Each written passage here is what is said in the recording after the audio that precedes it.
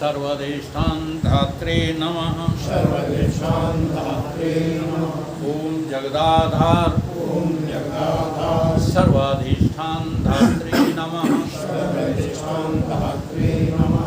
ओम जगदाधार सर्वाधिष्ठान धात्रे नमः। सर्वदेशां धात्रे नमः। सच्चिदानंद भगवान की, सत्य सनातन धर्म की जय। सतगुरुदेव भगवान की जय। दर्ग दृश्य विवेक आदि गुरु शंकराचार्य कृत ये ग्रंथ है। इसका आज अंतिम श्लोक है। श्लोक नंबर 31 अंतिम श्लोक है। और ये श्लोक उपनिषदों से लिया गया है। आदि गुरु शंकराचार्य जी ने यहाँ अपनी जो है भाषा न बना करके सीधा मुंडक उपनिषद से लेकर के ये श्लोक यहाँ पर रख दिया है। जैसा कभी कभी बड़े बड़े विद्वान यहाँ तक कि वासुदेव भगवान कृष्ण ने भी गीता में एक श्लोक, एक या दो श्लोक ऐसे हैं जो सीधे उपनिषद से उठा लिए। थोड़े एक आध शब्द का भले फर्क हो, जैसे न जायते म्रियते, ये श्लोक कठोपनिषद में भी, ऐसे ये वाला उपनिषद मुंडक उपनिषद, ये वाला श्लोक मुंडक उपनिषद का है। लेकिन यहाँ पर आदिगुरु शंकराचार्य की व्याख्या है, विद्यते हृदय ग्रंथि क्षीयन्ते सर्व संशया, क्षीयन्ते चास्य कर्माणि तस्मिन् दृष्टे बराबर।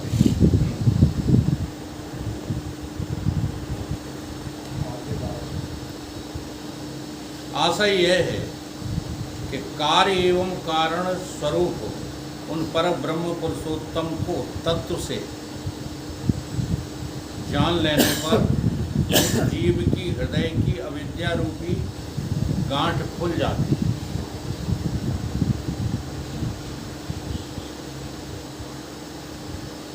जिसके कारण इसने इस जड़ शरीर को ही अपना स्वरूप मान रखा था।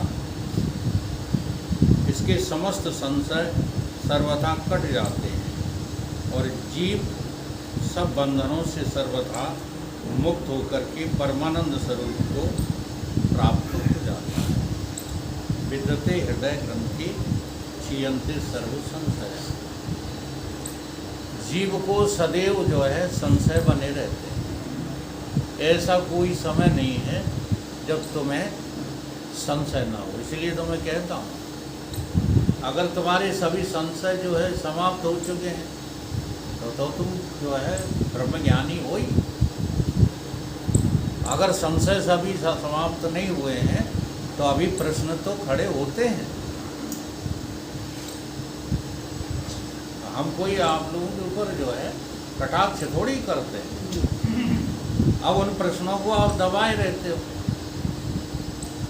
क्योंकि स्तर जो है अलग अलग होता है प्रश्नों का। हैं सभी संशय।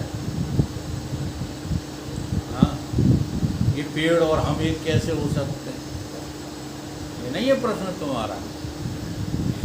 ये पत्थर मकान और हम एक कैसे हो सकते हैं। ये जीव जड़ का जो है भेद संशय नहीं है।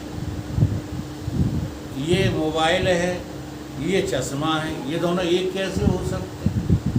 ये जड़ जड़ का भेद, ये संशय नहीं है। ईश्वर और हम एक कैसे हो सकते हैं।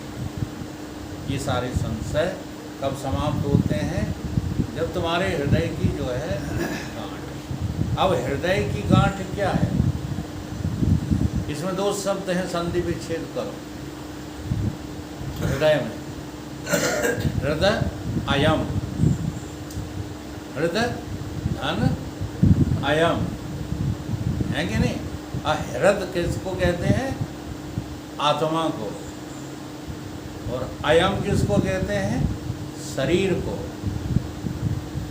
अयम हृदय अर्थात गांठ कहीं से लगी नहीं। तुम्हारा जो हृदय अंतःकरण वो स्वयं गांठ ही है।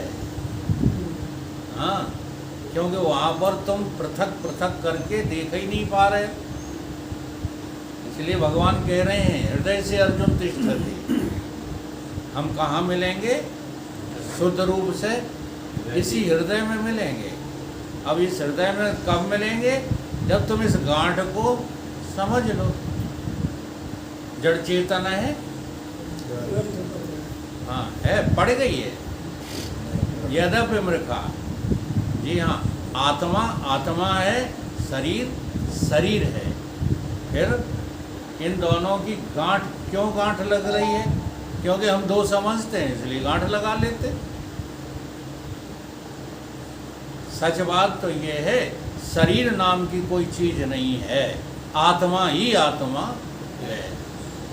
ये है ग्रंथि बंधन छुड़ाना सुगमता से। इस बात को समझे बिना ग्रंथि नहीं छूटती।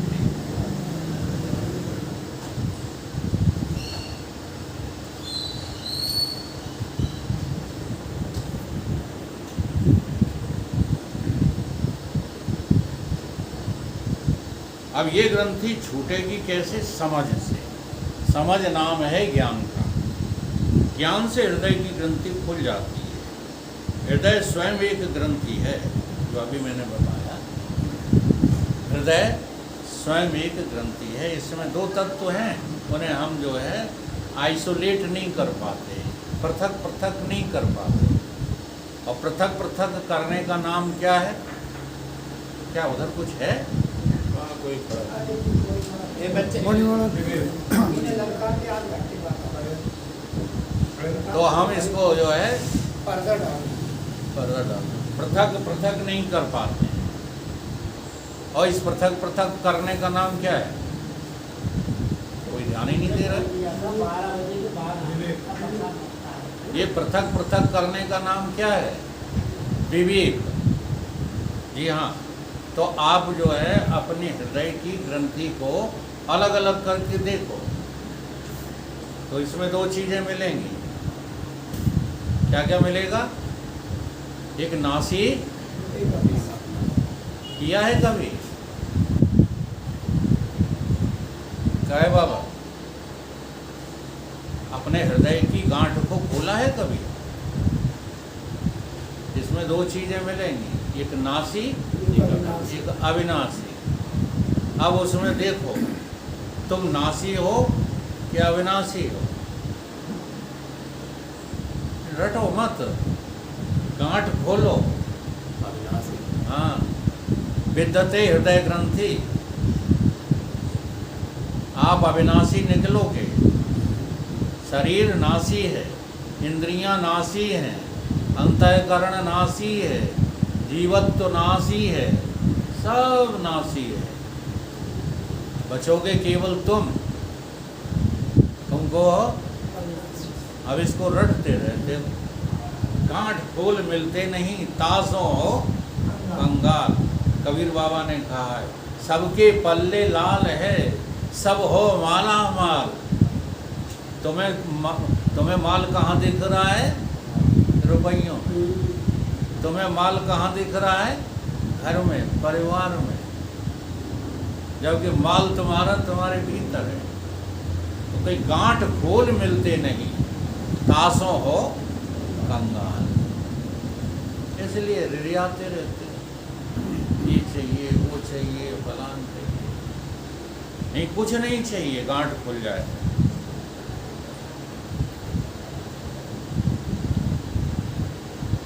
रस्सी सर्प नहीं हो सकती,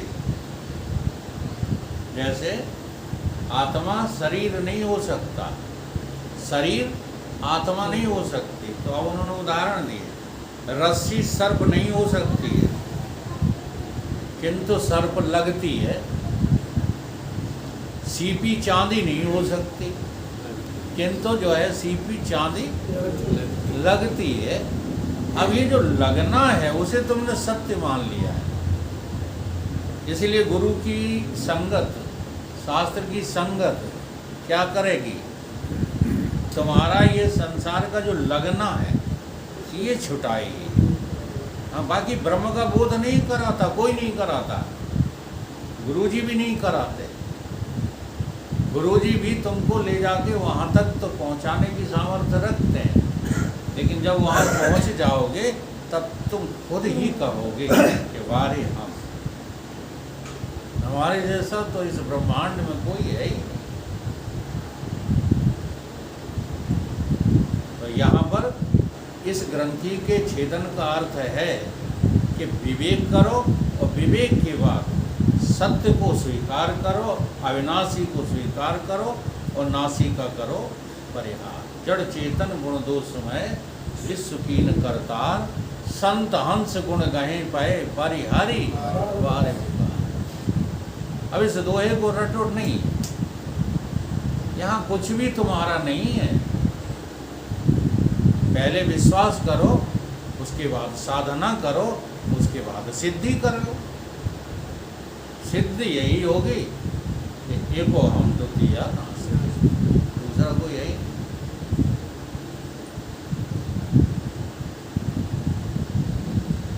हाँ, ऐसे तमाम उदाहरण हैं। संसार में अनेक भ्रांतियाँ होती हैं, वैसे ही यह भी एक भ्रांति है कि मैं शरीर हूँ। मैं कौन हूँ? शरीर हूँ। ये भ्रांति है। तुम किसी काल में शरीर नहीं हो। तभी समझना कि मेरा भ्रम टूट गया। सतगुरु द्वारे पे गजब कब होगा? जब भ्रम टूट जाएगा। अगर भ्रम बना है तो केवल गीत गाते रहो, सतगुरु द्वारे पे गजब हो गया। कोई गजब वजब नहीं हुआ।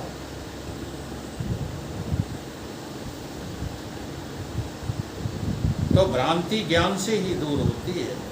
अन्य करोड़ों उपायों से ये भ्रांति कभी छूट नहीं सकती। ये भ्रांति ही सबसे बड़ा अज्ञान है। इसी भ्रम को क्या कहते हैं? अज्ञान। रस्सी को न जानना सर्प की भ्रांति है कि नहीं है? और रस्सी को जान जाना, ये भ्रांति का छेदन हो गया, ये ग्रंथि का छेदन हो गया। तो ये भ्रांति तोड़ने के लिए आदि गुरु शंकराचार्य ने कहा कि देखो, अज्ञान और कुछ नहीं है। आत्मा ज्ञानमयी पुण्यो और देहो मासमयी असुचि। आत्मा तो क्या है? ज्ञानमयी है। ज्ञानमयी, सिया राममयी। हाँ, ज्ञान अखंड, एक सीता पर। ज्ञान क्या है? सिया राम है ज्ञान, और कुछ नहीं। इसलिए कहते हैं सिया राममय, यानी ज्ञानमयी जगत को देखो।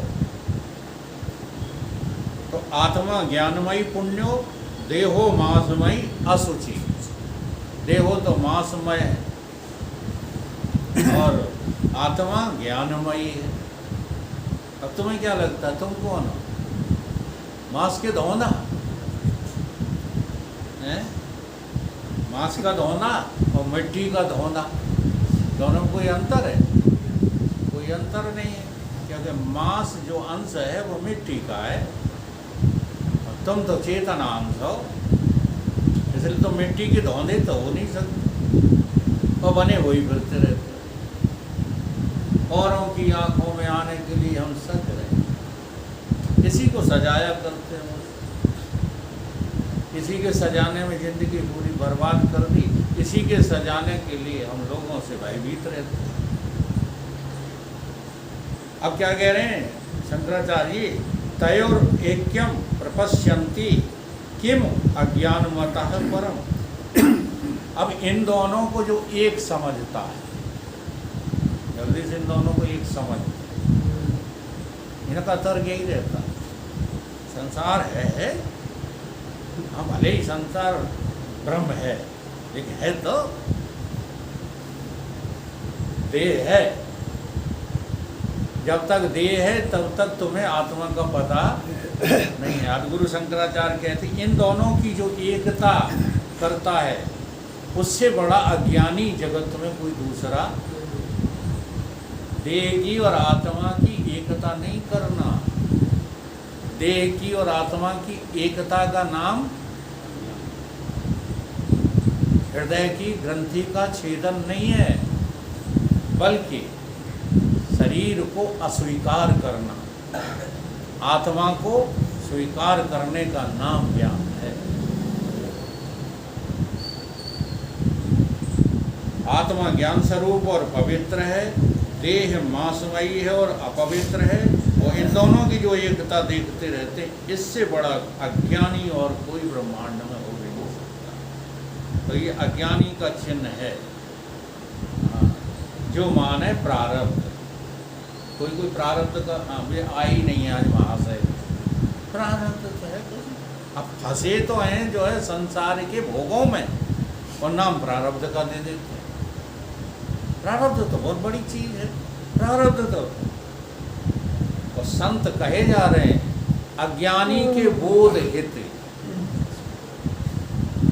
मूर्खों को जो है पटाने के लिए प्रारब्ध का बहाना ज्ञानी भी लेते हैं। सहारा ले रहे हैं। हाँ। अब बताओ, विदुर जी की दुर्गति हो रही है, उनसे पूछो जाके तुम्हारी दुर्गति क्यों हो रही है, तुम तो ज्ञानी हो। तो उन्हें क्या कहना पड़ेगा? शरीर का प्रारब्ध। ये कुछ होता नहीं है प्रारब्ध प्रारब्ध, आगे आएगी चर्चा।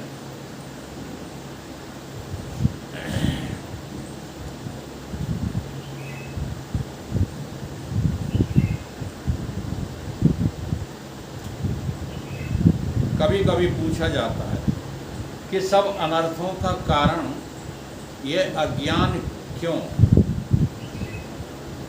और ये कहाँ से आ गया है? अज्ञान का कारण क्या है? तो वेदांत कहता है कि अज्ञान किसी कारण से नहीं आया, ये अज्ञान तो अनादि है। अब कहीं कैसे अनादि है तो बताओ। तो उन्होंने जो है दृष्टांत दिया, उन्होंने कहा कि देखो ये जो है हाथ में बांधी जाती है घड़ी, है ना। अब इसको जो है, यदि आपने पहले कभी देखा ना हो, फिर आपसे कोई पूछे कि बताओ ये क्या चीज़ है, तो बता दोगे? क्या कहोगे?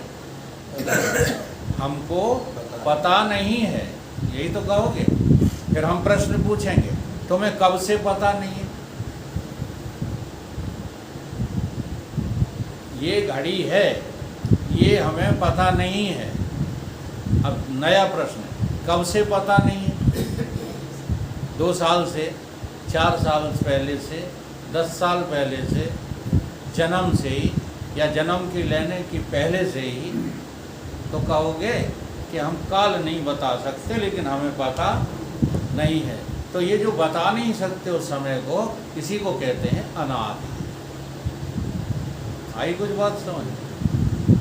तो ये अज्ञान कैसा है, अविद्या कैसी है? अनादि है। अनादि का मतलब है ये कहीं से आई नहीं है, न लाई गई है, न कहीं से आई है। केवल तुम्हें अपना पता न होना ही क्या है? अज्ञान है। तो ये अनादि है। अच्छा, अब अज्ञान से जो पैदा चीज हुई, संसार पैदा हुआ, देह पैदा हुआ, ये कैसा होगा? अनादि का बच्चा है। बोलो। हाँ, तो अब संसार की छोर डोर पता है कब से पैदा हुआ। तो अज्ञान अनादि है और ये संसार भी अनादि है। अब हमने बता दिया तुमको कि ये घड़ी है। क्या बता दिया? ये घड़ी है। तो तुम्हें घड़ी का हो गया ज्ञान। अब जो अनादि था वो कितनी देर चला? कितनी देर चला? ज्ञान होने पर जब तुमको ज्ञान हो गया कि ये घड़ी है, अब कहोगे इसे अनादि? तो अब इसका अनादि का काट कहाँ है? जो अनंत है, अनंत का बोध नहीं होगा जब तक, तब तक इस अज्ञान का काट नहीं है।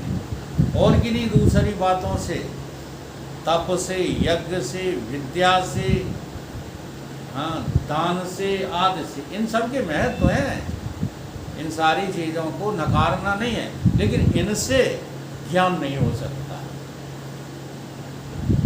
ज्ञान तो अज्ञान के छेदन से ही होगा, और इसी को कहते हैं ग्रंथि का छेदन।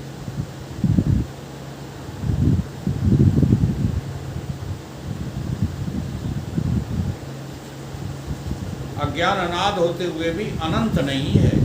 ज्ञान के द्वारा ये तत्काल नष्ट हो सकता है। हृदय की गांठ खुल जाती है। जैसे ही अज्ञान कटता है, वैसे ही गांठ रही क्या है? अब तुम कहोगे हमें पता नहीं है। अभी तो है एक पता, एक लापता, दो चीजें हैं तुम्हारे पास। शरीर का तो पता है, वो आत्मा लापता है। और जब आत्मा का पता चल जाएगा, फिर तुम ये नहीं कहोगे, फिर ये नहीं कहोगे शरीर लापता है, फिर तो ये कहोगे शरीर नाम की चीज कोई न थी, न है, न आगे कभी होगी। हाँ जी, जन्म से पहले भी हम थे, जन्म पर भी हम ही हैं, जन्म के बाद भी हम ही हैं, मृत्यु पर भी हम ही उस मृत्यु के जानने वाले हैं, कोई और है ही नहीं। आत्मज्ञान होने से अज्ञान के साथ जीवत्व भाव भी मिट जाता है, और तीनों प्रकार के कर्मों का भी क्या हो जाता है? नाश हो जाता है। क्षीयन्ते सर्व संशया क्षीयन्ते चास्य कर्माणि। तीन प्रकार के कर्म बताए हैं शास्त्रों में, क्रियमाणान और संचित कर्म और प्रारब्ध। जो तुम कर रहे हो ना, ये क्रियमाणान है, और ये क्रियमाणान तुम्हारी जो है हृदय में गांठ बनते जा रहे हैं। तुम बहुत सुपर समझ रहे हो अपने को। देखो, बुरा नहीं माना करो, समझा करो जो भी करते हो। एक जगह तो बहुत अच्छा लिखा है किसी संत ने, कर्म शुभाशुभ दो में बंधन, सोने की बेड़ी हो चाहे लोहे की। तुम शुभ करके अपने को श्रेष्ठ समझ रहे हो नहीं श्रेष्ठ। ये शुभ कर्म भी बंधन का ही हेतु है। यद्यपि अशुभ से शुभ तो श्रेष्ठ है। नहीं कहोगे हम तो जुआ खेलेंगे लोग, अच्छा वेदांत हमने पढ़ाया तो मिट्टी पलीत होगी। ये नहीं कह रहा हूँ मैं ये कह रहा हूँ कि घमंड किस बात का करते हो। कितने भी शुभ कर्म कर लो, अभी ये गांठ तो तुम्हारी गांठ ही बनी है। तो जो क्रियामाणान है कर्म तुम्हारा, करने में लगे हो ऐसी की गांठ बढ़ती जा रही है, ये हो जाएगा संचित। और जब ये संचित पक जाते हैं, जैसे फोड़ा पक जाता है, तो पकने के बाद फूटता है, तब जो चीज़ निकलती है उसे क्या कहते हो? फोड़े में से हाँ, किसी को अच्छी लगती है मवाद? बोलो तो प्रारब्ध कैसा है? दुख रूप है कि सुख रूप है? पता ही नहीं चल रहा। इसलिए दुख तो दुख है ही।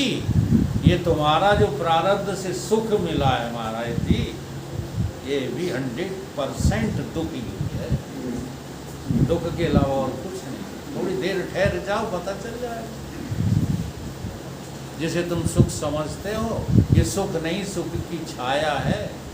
दिखता है पर मिलता नहीं। अरे ये तो माया है,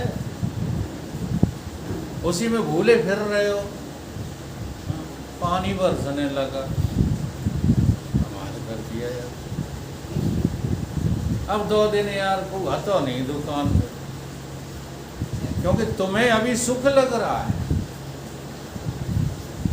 बुरा नहीं मानो, ये सुख लगना बंद करो। कहीं सुख भोग नहीं है, बहुत बड़ा धोखा है। इसी का नाम अज्ञान है। अज्ञान से ये तीनों कर्म पैदा होते हैं, क्रियामाण, संचय और प्रारब्ध। जब पक जाता है ना संचय, जो इकट्ठा कर रखा है पक जाता है और पक के सामने आ जाता है, फिर तुम या हंसते हो, सुख आया तो हंसने लगते हो, दुख है तो रोने लगते हो। लेकिन है ना समझी, है अज्ञान ही, अज्ञान के अलावा और कुछ नहीं।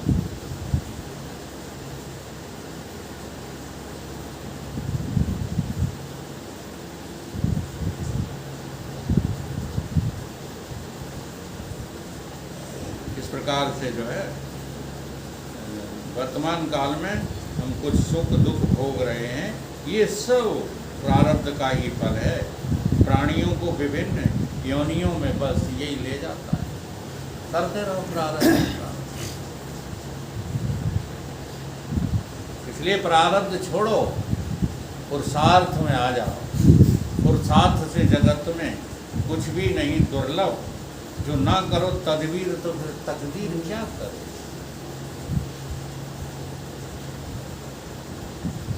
तकदीर के भरोसे मत रहो, पुरुषार्थी बनो। मनुष्य का कर्तव्य केवल पुरुषार्थ है।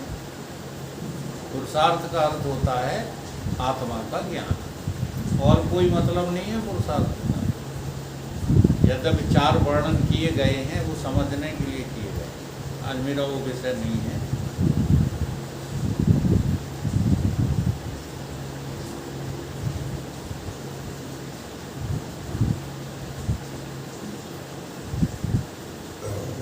जीव का अहम ही सकाम कर्मों के बंधन में पड़ता है।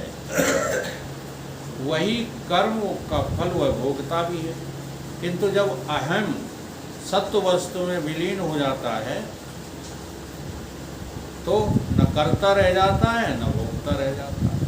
मेरे अंदर स्वप्न दृष्टा, अब ये बात बड़ी समझने की है। सबके अंदर, खाली मेरे ही अंदर नहीं, सबके अंदर स्वप्न दृष्टा स्वप्न में विवाह करता है, पति बनता है, पत्नी बनता है, पिता बनता है, पुत्र बनता है और एक अच्छे परिवार का स्वामी बन जाता है। ध्यान रखना, वही चल रहा है। उसे नाना प्रकार की समस्याएं घिरने लगती हैं। किंतु जैसे ही जाग गया, स्वप्न टूट गया, स्वप्न दृष्टा का स्वप्न टूट गया, उन सब समस्याओं से मुक्ति मिल जाती है। कोई समस्या? सपने में तुम मर रहे थे, सपने में तुम्हें पुलिस घेर रही थी, कोई समस्या है? सपने में तुम्हें फांसी लगाई जा रही थी, या सपने में तुम सिंहासन पर बैठे थे और जैसे ही आंख खुली, है कोई समस्या? बोलो बाबा, कोई समस्या नहीं। इसी प्रकार जब तुम अपने सत स्वरूप को पालोगे, सत स्वरूप का ज्ञान हो जाएगा, तब फिर ये घर परिवार, ये सब दुनियादारी है। कितना बढ़िया उदाहरण, परंतु हम उस पर चिंतन ही नहीं करते। इसलिए भगवान शिव ने कह दिया कि सत हरि भजन जगत सब, ये सब सपना है। इसका तात्पर्य यह नहीं है कि आप जो है करना धरना शरीर से जो है सब बंद कर कि लो अब हम जो है बैठ गए, न रोटी खाएंगे, न लेटरिन जाएंगे, है ना, न जो है सत्संग में जाएंगे, कहे हमें ज्ञान हो गया। तो कह रहे हैं ऐसा नहीं है। इसका तात्पर्य समझिए, ये ज्ञानी का लक्षण नहीं है। ज्ञानी पुरुष कोई कर्म नहीं करता, ध्यान दो। ज्ञानी पुरुष कोई कर्म नहीं करता करते हुए। वह निष्क्रिय होकर के एक कोने में नहीं बैठता, करते हुए कुछ नहीं करता है। यह निश्चय ही कर्म का करना है, किंतु वह परमात्मा के हाथ का एक उपकरण मात्र हो जाता है। जैसे कोई मशीन को चला रहा बैठा, तो मशीन कहे कि हम चल रहे हैं, तो ये मशीन का ये कहना उचित है क्या? अरे वो चला रहा है तो हम चल रहे हैं, वो रोक देगा तो हम रुक जाएंगे। हम राजी हैं उसी में जिसमें उसकी रजा। देखो, ज्ञानी के लिए और अज्ञानी के लिए दोनों एक ही जगह पर हैं। अज्ञानी ये सोचे कि बस जो करता है सो प्रभु करता है, मेरे प्रभु के अलावा कोई कुछ नहीं करता, तो उसके अंदर निष्काम भावना आ जाए। और जब ज्ञानी ही हो चुका है तो वो क्या सोचे? वो ये सोचे कि जो कुछ जो है हो रहा है वो भ्रम हो रहा है, करना धरना मेरे में है ही नहीं। एक ही बात है, वहाँ समर्पण भाव है, यहाँ जो है बोध भाव है। यहाँ जान गया है, वहाँ जान नहीं पाया, तो क्या है? समर्पण भाव है। किसी को कह दिए ज्ञान और भक्ति नहीं कछु भेदा, उभय हरे भव संभव भेदा। वेदांत में उसके कर्मों को कर्माभास कहते हैं। केवल आभास हो रहा है जगत ज्ञानी के लिए, बाकी है कुछ नहीं। ज्ञानी पुरुष अपने कर्म के लिए उतना ही उत्तरदायी है जितने कि स्वप्न में स्वप्न दृष्टा हत्या करने के लिए उत्तरदायी था। आज जो है सपने में जगदीश ने अपने पड़ोसी की हत्या कर दी। कहाँ? सपने में कर दी। अब बताओ, अरेस्ट करें करवाएं नहीं? अरेस्ट हो जाएंगे ये सपने में की हुई हत्या? तो बस वेदांत यही समझा रहा है कि यहाँ तुम कुछ भी कर रहे हो, एक बार अपनी आत्मा को तुम ईमानदारी के साथ जान जाओ तो तुम्हारा संसार में दायित्व खत्म हो जाएगा। तुम्हारी कोई जिम्मेदारी नहीं है। ये जो जिम्मेदारी तुम्हें लग रही है ये भ्रांति से लग रही है। जो माने कर्तव्य, ज्ञानी सोई सुहर नर जाय नहीं भौतव्य। अज्ञानी का अविद्या का ये चिन्ह है, जो माने कर्तव्य। क्या मानते हो? हाँ, नातियों को बड़ा करना मेरा कर्तव्य, ये अज्ञान है, 100% अज्ञान है। घर में कुछ करते रहना, हाँ, वृद्ध आदमी का कम से कम घर रखाए रहो, ये कर्तव्य है। ये कर्तव्य नहीं, ये अज्ञान है। जी हाँ, सुन रहे हो महात्मा जी? हाँ, तब ये ढोई ढाई के घर पे देना बंद करो, सब कुछ नहीं दिया करो। हम ये नहीं कह रहे, आरोप नहीं लगा रहे। ये जो चिंता सताती रहती घर की, अरे काय का घर, काय का द्वार, रोटी जहाँ खा लो वहीं घर है, पैर पसार के सो जाओ वही दरबार है।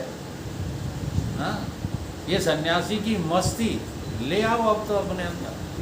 हम गृहस्थ होते हुए भी इतने ही मस्त हैं।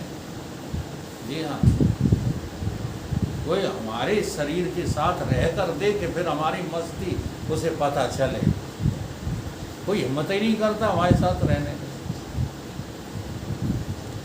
अब देखो, हमको अपने साथ रखोगे तो तुम्हारी जिम्मेदारी बढ़ जाएगी, इसलिए हम नहीं जो किसी को मजबूर करते। फिर तुम ही हमें खवाओगे, तुम ही हमें लिटाओगे, तुम ही नहवाओगे, तुम्हारी बढ़ गई जिम्मेदारी कि नहीं? इसलिए हम किसी को कष्ट नहीं देना चाहते, इसलिए घर नहीं छोड़ रहे। वरना घर पर मेरी दृष्टि में रहा नहीं है ही नहीं। घर का तो घर, कैसा घर, कौन सा घर? लेकिन आप लोग कहते हैं अब हम कैसे इनकी मान लें जी, छोड़ नहीं रहे।